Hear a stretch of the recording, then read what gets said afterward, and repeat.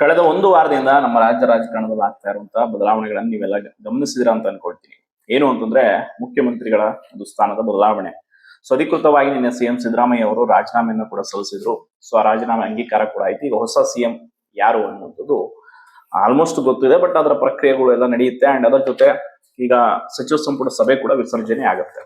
ಅದಾದ್ಮೇಲೆ ಶಾಸಕಾಂಗದ ಪಕ್ಷದ ನಾಯಕರ ಆಯ್ಕೆಯನ್ನು ಮಾಡಿಕೊಂಡು ಮತ್ತೆ ಎಲ್ಲವೂ ಕೂಡ ಆಗಿ ಪ್ರಮಾಣ ವಚನ ಆಗಿ ಸಚಿವ ಸಂಪುಟದಲ್ಲೂ ಕೂಡ ಒಂದಿಷ್ಟು ಬದಲಾವಣೆ ಆಗುತ್ತೆ. ಈ ನಡುವೆ ನಮ್ಮ ಆಸ್ಪಿರೆಂಟ್ಸ್ ಗಳ ಕಥೆಯನ್ನ ಕೇಳೋರು ಯಾರು, ನಮ್ಮ ನೋವನ್ನ ಆಲಿಸೋರು ಯಾರು ಅನ್ನೋ ಪ್ರಶ್ನೆಗೆ ಉತ್ತರ ಅಂತೂ ಇಲ್ಲ. ಸೊ ನಾನು ಮೊನ್ನೆ ಕೂಡ ಹೇಳಿದೆ ವಿಡಿಯೋದಲ್ಲಿ, ಈಗ ಸಿಎಂ ಅವರ ಬದಲಾವಣೆಯಿಂದ ನೇಮಕಾತಿಗೆ ಸಮಸ್ಯೆ ಅಂದ್ರೆ ನೇಮಕಾತಿಗೆ ಸಮಸ್ಯೆ ಇಲ್ಲ, ಯಾಕಂದ್ರೆ ನೇಮಕಾತಿಗಳು ನಡೀತಾ ಇಲ್ಲ. ಬಟ್ ಹೊಸ ಈಗ ನೇಮಕಾತಿಗಳನ್ನ ಮಾಡಬೇಕು ಅಂತಂದ್ರೆ ಖಂಡಿತವಾಗಿ ಸದ್ಯಕ್ಕೆ ಸ್ವಲ್ಪ ಡಿಲೇ ಆಗತ್ತೆ ಮತ್ತಷ್ಟು. ನೋಡಿ, ಒಂದು ವಿಷಯ, ಈಗ ನಾವು ಯಾವುದೇ ರೀತಿಯಾದಂತಹ ಹೋರಾಟ ಮನವಿಗಳು ಏನೇ ಕೊಟ್ಟರು ಕೂಡ ಸರಿಯಾದ ರೀತಿಯಲ್ಲಿ ಅದು ಸರ್ಕಾರಕ್ಕೆ ಹೋಗಿ ತಲುಪಲ್ಲ. ಕಾರಣ ಈ ಸರ್ಕಾರ ಅಧಿಕಾರಿಗಳೆಲ್ಲ ಕೂಡ ಬ್ಯುಸಿ ಇರ್ತಾರೆ. ಕಾರಣ ಈಗ ಗೌರ್ಮೆಂಟ್ ಫಾರ್ಮೇಶನ್ ಏನು ಹೊಸ ಸಿಎಂ ಬರ್ತಾರೆ, ಸೊ ಮತ್ತೆ ಸಚಿವ ಸಂಪುಟದಲ್ಲಿ ಬದಲಾವಣೆ ಆಗುತ್ತೆ. ಕೆಲವೊಂದಿಷ್ಟು ಮಂತ್ರಿ ಸ್ಥಾನಗಳು ಕೂಡ ಬೇರೆ ಬೇರೆ ಆಗುವಂತ ಸಾಧ್ಯತೆ ಇದೆ. ಎಸ್ಪೆಷಲಿ ಶಿಕ್ಷಣ ಮಂತ್ರಿಗಳದಂತೂ ನನಗಂತೂ 100% ಗ್ಯಾರಂಟಿ ಇದೆ, ಇನ್ನೊಂದು ಬದಲಾವಣೆ ಆದ್ರೂ ಆಗ್ತಾರೆ. ಇದೆಲ್ಲದರ ನಡುವೆ ಈಗ ನಾವು ನೇಮಕಾತಿ ಆಗತ್ತೆ ಅಂತ ಕಾಯ್ಕೊಂಡ್ ಕೂದಿರೋಂಥ ಆಸ್ಪಿರೆಂಟ್ಸ್ ಗಳ ಕತೆ ಏನು ಅಂತಂದ್ರೆ ಸದ್ಯಕ್ಕೆ ಒಂದಿಷ್ಟು ಮತ್ತೆ ಡಿಲೇ ಆಗುತ್ತೆ. ಅಂಡ್ PC ಇದು ಸದ್ಯಕ್ಕೆ ಆಲ್ರೆಡಿ ಅದ್ರದ್ದು ಬಗ್ಗೆ ಕ್ಲಾರಿಟಿ ಕೊಟ್ಟಿದ್ದಾರೆ. ಸೊ ಅದ್ರದ್ದು ಏನು ಪರವಾಗಿ, ಬಟ್ ಬೇರೆ ಏನಿದೆ ಅದು ಸಮಸ್ಯೆ ಇದೆ. ಅಂಡ್ ಇನ್ನೊಂದು, ಈಗ ಹೊಸ ಸಿಎಂ ಅವ್ರು ಬಂದ ಮೇಲೆ ಯಾವ ರೀತಿ ಪ್ರಕ್ರಿಯೆಗಳು ನಡೀಬಹುದು ಅನ್ನೋದಕ್ಕೆ ಒಂದಿಷ್ಟು ಎಕ್ಸಾಂಪಲ್ಸ್ ಕೊಡ್ತೀನಿ ನೋಡಿ. ಈಗ DK ಶಿವಕುಮಾರ್ ಅವರೇ ಸಿಎಂ ಆದ್ರೂ ಕೂಡ ನಿಮ್ಗೆ ಗೊತ್ತಿದೆ ಅವ್ರು ಹೆಂಗೆ, ಅವ್ರ ವ್ಯಕ್ತಿತ್ವ ಏನು ಅನ್ನುವಂಥದ್ದನ್ನ ರಾಜ್ಯದ ಪ್ರತಿಯೊಬ್ಬರು ಕೂಡ ಗಮನಿಸ್ಕೊಂಡ್ ಬಂದಿರ್ತೀರ. ಅವ್ರು ಮಾಡ್ತಾರೆ ನೇಮಕಾತಿ, ಯಾಕಂದ್ರೆ upcoming obviously next CM Siddaramaiah next ಅಂತೂ ರಾಜಕಾರಣಕ್ಕೆ ಅವ್ರು ಬರಲ್ಲ. ಇನ್ನು ಕಾಂಗ್ರೆಸ್ ಗೌರ್ಮೆಂಟ್ ಅನ್ನ ಯಾರು ಮುನ್ನಡೆಸ್ತಾರೆ ಅನ್ನೋದು ತುಂಬಾ ಇಂಪಾರ್ಟೆಂಟ್. ಸೊ ನೆಕ್ಸ್ಟ್ ಸರ್ಕಾರ ಮತ್ತೆ ಅಧಿಕಾರಕ್ಕೆ ಬರಬೇಕು, ಆಗಿರೋ ಡ್ಯಾಮೇಜ್ ನ ಕಂಟ್ರೋಲ್ ಮಾಡಬೇಕು, ಎಲ್ಲವನ್ನು ನಿಭಾಯಿಸಬೇಕು ಅಂತಂದ್ರೆ ಸಮರ್ಥ ಆಡಳಿತವನ್ನಂತೂ ಈಗ ಕೊಡ್ಲೇಬೇಕು. ಸೊ ಆ ಆಡಳಿತವನ್ನ DK ಶಿವಕುಮಾರ್ ಅವ್ರು ಕೊಟ್ರೆ ಖಂಡಿತವಾಗಿ ಈಗ ಖಾಲಿ ಇರೋ ಹುದ್ದೆಗಳ ಭರ್ತಿ ಏನ್ ಸರ್ಕಾರ ಭರವಸೆ ಕೊಟ್ಟಿತ್ತು ಅದೆಲ್ಲವನ್ನು ಕೂಡ ಮಾಡಬಹುದು. ಬಟ್ ಒಂದಂತೂ ಹೇಳ್ತೀನಿ ನಾನು, ಸಿಎಂ ಅವರು, ಈ ಹೊಸ ಸಿಎಂ ಬರೋರು ಯಾವ ರೀತಿಯ ಕೆಲಸ ಮಾಡ್ತಾರೆ ಅನ್ನೋದ್ರ ಮೇಲೆ ಮುಂದೆ ಸರ್ಕಾರದ ಭವಿಷ್ಯ ನಿರ್ಧಾರ ಆಗುತ್ತೆ. ಯಾಕಂದ್ರೆ ಈಗ ಉಳಿದಿರೋದು 2 ವರ್ಷ. ಈ 2 ವರ್ಷವನ್ನ ಯಾವ ರೀತಿ ಬಳಸ್ಕೊಂಡು ಈಗ not only recruitment, over all development ಆಗಿರ್ಬೋದು, ಈಗ ಇಲ್ಲಿವರೆಗೂ ಆಗಿರುವಂತ ಸಾಲದ ಹೊರೆ ಅದೆಲ್ಲವನ್ನ ಕೂಡ ಹೆಂಗ್ ಬ್ಯಾಲೆನ್ಸ್ ಮಾಡ್ಕೊಂಡು ಹೋಗ್ತಾರೆ ಅನ್ನೋದು ತುಂಬಾ ಇಂಪಾರ್ಟೆಂಟ್. ಈಗ ಇವೇನೇನೋ ಗ್ಯಾರಂಟಿ ಕೊಟ್ಟಿದ್ದಾರೆ, ಉಚಿತ ಗ್ಯಾರಂಟಿಗಳು, ಅದೆಲ್ಲವನ್ನು ಕೂಡ ನಿಭಾಯಿಸ್ಕೊಂಡು ಎಲ್ಲವೂ ಮಾಡ್ಬೇಕಾಗುತ್ತೆ. ಯಾಕಂದ್ರೆ ಇಲ್ಲಿಂದ ಹೊಸ ಒಂದು ರೀತಿ ಸರ್ಕಾರದ ರೀತಿ ಅವ್ರಿಗೆ 2 ವರ್ಷ ಇರುತ್ತೆ, ಫೀಲ್ ಇರುತ್ತೆ. ಸೊ ಅದನ್ನು ತುಂಬಾ ಇಂಪಾರ್ಟೆಂಟ್. ಈ ನಡುವೆ ನಮ್ಮ ಒಂದು ಉದ್ಯೋಗಾಕಾಂಕ್ಷಿಗಳ ಬೇಡಿಕೆಯನ್ನ ಹೊಸ ಮುಖ್ಯಮಂತ್ರಿಗಳು ಈಡೇರಿಸ್ತಾರೆ ಅನ್ನುವಂಥದ್ದು ಒಂದು ಭರವಸೆ ಇದೆ. ಸೊ ಅದಕ್ಕೆ ನಾವು ಏನ್ ಮಾಡ್ಬೇಕು ಅದನ್ನ ಮಾಡ್ಬೇಕಾಗುತ್ತೆ. ಯಾಕಂತಂದ್ರೆ ಸಿದ್ದರಾಮಯ್ಯನವರ ವಿಚಾರಧಾರೆಗಳು, ಅವರ ಕಾನ್ಸೆಪ್ಟ್ ಬೇರೆ ಇದೆ.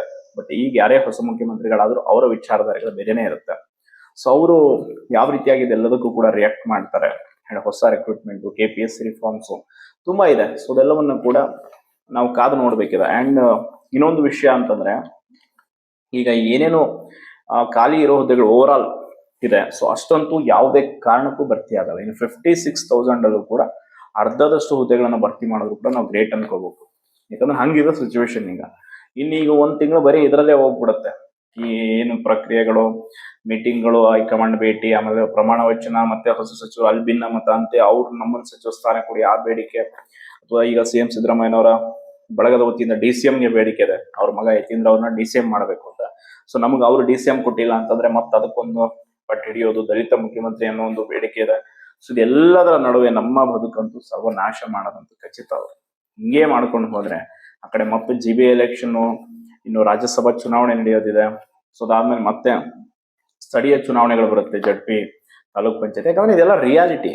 ಏನ್ ನಡೀತಾ ಇದೆ, ಅವ್ರ ಪಾಲಿಟಿಕ್ಸ್ ಕರಿಯರ್ನ ಸ್ಟೇಬಲ್ ಮಾಡ್ಕೊಳಕ್ಕೆ ಅವ್ರು ಏನ್ ಬೇಕೋ ಅದನ್ನ ಮಾಡ್ತಿದಾರೆ ಹೊರತು ಬೇರೆಯವರ ಭವಿಷ್ಯ, ರಾಜ್ಯದ ಜನತೆ ಸ್ಥಿತಿಗತಿ, ಅಭಿವೃದ್ಧಿ, ಕಲ್ಯಾಣ ಎಲ್ಲ ಮರೆತು ಹೋಗಿದೆ. ಈಗ ಸರ್ಕಾರ ತನ್ನ ಒಂದು ಅಸ್ತಿತ್ವವನ್ನು ಉಳಿಸ್ಕೊಳ್ಳಕ್ಕೆ, ಅಲ್ಲಿನ ರಾಜಕಾರಣಿಗಳು ತಮ್ಮ ಒಂದು ನೆಲೆಯನ್ನ ಗಟ್ಟಿ ಮಾಡ್ಕೊಳ್ಳೋದಕ್ಕೆ ಯಾವ ರೀತಿ ಗೊತ್ತು ಆ ರೀತಿ ಪ್ರಯತ್ನಗಳನ್ನು ಮುಂದುವರಿಸ್ತಿದಾರೆ ಹೊರತು ರಾಜ್ಯದ ಕಲ್ಯಾಣ, ಯುವಜನತೆ ಭವಿಷ್ಯ ಅನ್ನುವಂಥದ್ದು ಈಗ ಅವ್ರ ತಲೆಯಲ್ಲಿ ಸದ್ಯಕ್ಕಂತೂ ಸುಳಿಯೋದೇ ಇಲ್ಲ ಅನ್ಕೊಂಡ್ಬಿಡಿ. ನೀವೇನೇ ಮಾಡಿದ್ರು ಅವ್ರ ಮುಂದೆ ಹೋಗಿ ಬಾಯಿ ಬಡ್ಕೊಂಡ್ರೆ ಅವ್ರು ಸುಳಿಯಲ್ಲ ಅವ್ರ ತಲೆಗೆ. ಈಗ ಹಂಗಿರೋ ಸಿಚುವೇಶನ್ಸ್. ಸೊ ಅದಕ್ಕೆ ಅಧಿಕಾರಿಗಳನ್ನ ಕೂಡ ಮೀಟಿಂಗ್ ಮೇಲೆ ಮೀಟಿಂಗ್ ಅವರು ಕೂಡ ಬಿಸಿ ಇರ್ತಾರೆ.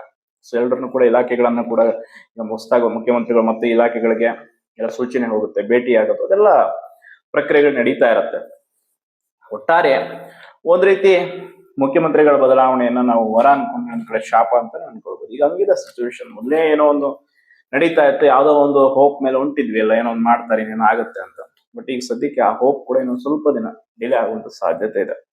ಯಾಕೆಂತಂದ್ರೆ ಇರೋ ವಿಷಯವನ್ನ ಯಾವತ್ತು ಆಸ್ಪಿರೆಂಟ್ಸ್ ಗಳಿಗೆ ಕ್ಲೀನ್ ಅಂಡ್ ಕ್ಲಿಯರ್ ಆಗಿ ತಿಳಿಸ್ಬಿಡ್ತೀನಿ. ಸುಖ ಸುಮ್ಮನೆ ಏನೇನೋ ಹೇಳ್ಕೊಂಡು ಹಂಗಾಗತ್ತೆ ಹಿಂಗಾಗತ್ತೆ ಅಂತಂದ್ರೆ ನೀವು ನಂಬ್ಕೊಂಡು ಕೂರುವಂತದ್ದು ಬೇಡ. ಅಂಡ್ ಇನ್ನೊಂದು ಪಾಪ ಕೆಲವ್ರು ಕೇಳ್ತಾರೆ, ನಾವೀಗ ಯಾವ್ದೋ ಕೆಲಸದಲ್ಲಿ ಇದೀವಿ ಸರ್, ಕೆಲಸ ಬಿಟ್ಬಿಡೋದ ಅಂತ. ದಯಮಾಡಿ ಅಂತ ಕೆಲಸ ಮಾಡಕ್ ಹೋಗ್ಬೇಡಿ. ಏನೋ ಒಂದು ಅನ್ನ ಆಗ್ತಾ ಇದೆ ಸದ್ಯದ ಮಟ್ಟಿಗೆ ಅಂದ್ರೆ ಅದನ್ನ ನಿಮ್ಮ ಕಾಲಿಂದ ಒದ್ದು ಆ ತಟ್ಟೆಯನ್ನು ಬರುವಂತದ್ದು ಬೇಡ. ಸೊ ದಯವಿಟ್ಟು ಅದರಲ್ಲಿ ಒಂದು ಮುಂದುವರಿರಿ.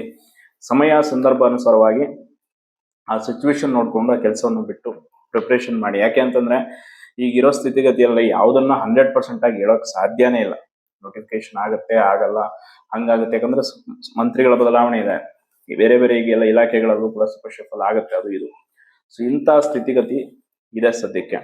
ಅಂಡ್ CM ಅವರು ಈಗ ಹೊಸದಾಗಿ ಬರುವಂತವ್ರು ಏನ್ ಮಾಡ್ತಾರೆ, ಏನ್ ಡಿಸಿಷನ್ಸ್ ತೆಗೆದುಕೊಳ್ತಾರೆ, ಇಲ್ಲಿವರೆಗೂ ಆಗಿರೋ ಹೋರಾಟ ಎಲ್ಲವೂ ಕೂಡ ಅವ್ರಿಗೂ ಗೊತ್ತಿರುತ್ತೆ. ಯಾಕಂದ್ರೆ ಅವ್ರೇನು ಬೇರೆ ಕಡೆ ಇರಲ್ಲ, ಇಲ್ಲ ಸಚಿವ ಸಂಪುಟದಲ್ಲಿ ಇದ್ದವರು.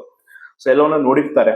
ಈ ಆಕ್ರೋಶವನ್ನು ಯಾವ ರೀತಿ ತಣ್ಣಗೆ ಮಾಡ್ಬೇಕು, ಅಥವಾ ಒಳ್ಳೆ ಗುಡ್ ನ್ಯೂಸ್ ಅನ್ನ ಕೊಟ್ಟು ಎಲ್ಲ ಆಸ್ಪಿರೆಂಟ್ಸ್ ಗಳಿಗೆ ನೋಟಿಫಿಕೇಶನ್ಸ್ ಮಾಡಿ ಏನೋ ಮಾಡ್ತಾರ, ಅದು ತುಂಬಾ ಇಂಪಾರ್ಟೆಂಟ್ ಕ್ವಶನ್ ಈಗ.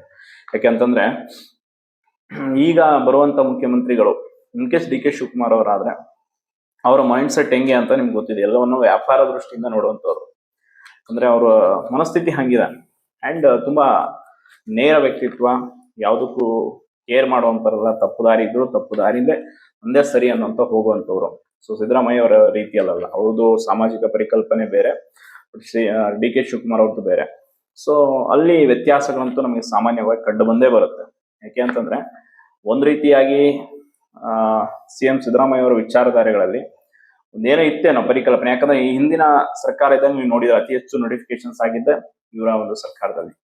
ಈ ಬಾರಿ ಅದೊಂದು ಒಳ ಮೀಸಲಾತಿ ವಿಷಯವಾಗಿ ಕೈಗೆತ್ಕೊಂಡ್ರು. ಸೊ ಅದನ್ನ ಬಿಡೋಕು ಇಲ್ಲ, ಮಾಡೋಕು ಇಲ್ದಂಗೆ ಅದೊಂದು ಪ್ರತಿಷ್ಠೆಗೆ ಬಿದ್ದು ಏನೋ ಮಾಡಿ ಸಮಯ ಅನ್ನೋದು ವ್ಯರ್ಥ ಮಾಡೋದು. ಅದ್ರ ಜೊತೆ ಉಚಿತ ಭಾಗ್ಯಗಳು ಅದೆಲ್ಲವನ್ನ ನಿಭಾಯಿಸಲಿ ಸರ್ಕಾರ ಕಂಪ್ಲೀಟ್ ಆಗಿ ಆಡಳಿತವನ್ನ ಮರೆತು ಹೋಯ್ತು. ಅಭಿವೃದ್ಧಿ ಅಂತೂ ಪೂರಾ ಶೂನ್ಯದ ಪರಿಸ್ಥಿತಿ ತಲುಪಿದೆ. ಸರ್ಕಾರಿ ಶಾಲೆಗಳು ಮುಚ್ಚಿ ಹೋಯ್ತು, ಶಿಕ್ಷಕರ ಕೊರತೆ ಆಯ್ತು, ಪೊಲೀಸ್ ಇಲಾಖೆ ಎಲ್ಲವೂ ಕೂಡ ಈಗ ಅಧ್ವಾನ ಆಗಿ ಕೂತಿದೆ. ಸೊ ಅದೆಲ್ಲವನ್ನ ಬಗೆಹರಿಸುವಂತ ಈಗ ಎಲ್ಲವನ್ನ ಮತ್ತೆ ಮರು ನಾರ್ಮಲ್ಗೆ ತರುವಂತ ಮತ್ತು ಸರ್ಕಾರದ ಮೇಲೆ ಜನರ ವಿಶ್ವಾಸ ಬರುವಂತೆ ಮಾಡುವಂಥದ್ದು ಈಗ ಹೊಸದಾಗಿ ಬರುವಂತ CM ಅವರ ಮೇಲೆ ಆ ಒಂದು ಜವಾಬ್ದಾರಿ ಇರುತ್ತೆ. ಸೊ ಅದನ್ನ ಅವ್ರು ಹೆಂಗೆ ನಿಭಾಯಿಸ್ತಾರೆ ಅನ್ನುವಂಥದ್ದು ತುಂಬಾ ಇಂಪಾರ್ಟೆಂಟ್. ಸುಖ ಸುಮ್ಮನೆ ಏನೋ ಮಾಡೋದಿಲ್ಲ ಅಂದ್ರೆ ಮತ್ತೆ ಸರ್ಕಾರಕ್ಕೆ ಉಳಿಗಾಲ ಅಂತೂ ಇಲ್ಲ. ಈಗ ಆಲ್ರೆಡಿ ವಿರೋಧಿ ಅಲೆ ಸೃಷ್ಟಿ ಆಗಿರುತ್ತೆ ಒಳಗೊಳಗೆ. ಇನ್ನಷ್ಟು ಮತ್ತಷ್ಟು ವಿರೋಧದ ಅಲೆ ಸೃಷ್ಟಿ ಆದ್ರೆ ಮುಂಬರುವ ಚುನಾವಣೆಗಳಲ್ಲಂತೂ ಈ ಆಡಳಿತ ಪಕ್ಷ ಗೆಲ್ಲುವುದಂತೂ ಅಸಾಧ್ಯ ಅಂತ ಹೇಳ್ಬೋದು. ಧನ್ಯವಾದಗಳು.